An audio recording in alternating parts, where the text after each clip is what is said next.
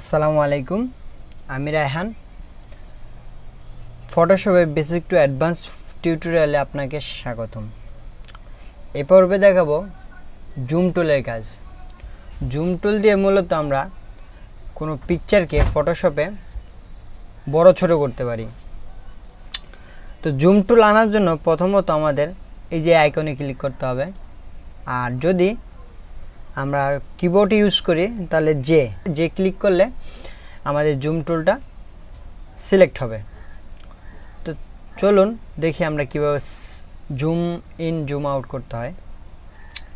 এখানে ক্লিক করার পরে আমি যদি লেফট বাটন ক্লিক করি তাহলে আমার এখানে জুম ইন অপশন আসবে। এই যে জুম ইন অপশন আসবে। আবার আমি যদি জুম আউট ক্লিক করি তাহলে ছোট হবে, এই ছোট হবে।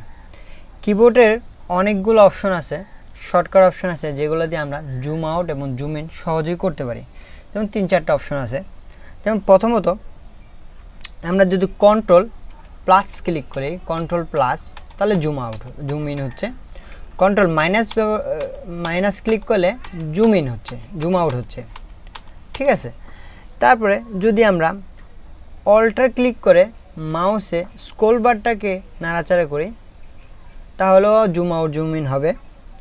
আর যদি যে বাটনটা ক্লিক করে যদি আমরা মাউসকে নাড়াচাড়া করি তাও জুম আউট জুম ইন হবে। তো এই দেখলাম কয়েকভাবে আমরা জুম আউট জুম ইন করতে পারি।